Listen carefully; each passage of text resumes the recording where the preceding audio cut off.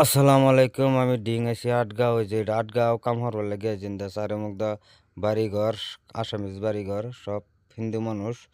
এনে কিন্তু হিন্দু মানুষ থাকলে কি আমরা সব মুসলিম মানুষ মাছ বেচ বাড়াইতেছে, ধান কাঠ বাড়াইতেছে, কিনো যাত্রাও নাই। এই যে মুসলিম বিড়ি একটা চাল যারতাছে, কিনো যাত্রাও নাই। আলতে চা দিব, বয়া আলাপ করবো, তাম্বুল খাওয়াইবো, বোঝ যাত্রা আলাপ কিনো কিনো যাত্রার অসুবিধা নেই কেন। এই যে মাছ লাখা রয়েছে, এই যে আমরা স্যারা নেই না কাম হরতেছে, এই যে স্যারা একটা বালু নিতেছে, এই যে কাম হরতেছে, এই যে গড্ডা বানাইতেছে, বানাইতেছি 4-5 বছর ধরে আমি কাম হরি না। উঠটো কাম হইলো আমার খবর দেয়, আমার সারা করে না।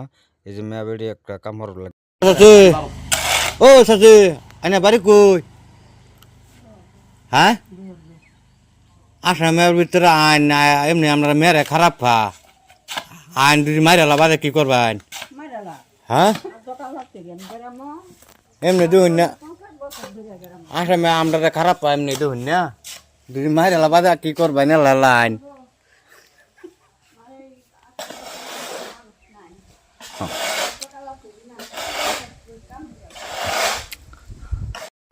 দাদা আন্য যে আসামে বসে তেলা মাছ লই আসুন এমনি আমরা বালা ফানা 2 ফিট না দে শুরু করে তবে কি করবেন?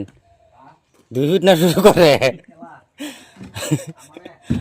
আমরা রে ধরুন। হ্যাঁ, আমরা এমনি বালা ফানা। হ্যাঁ হ্যাঁ কেমন আছে দাদা?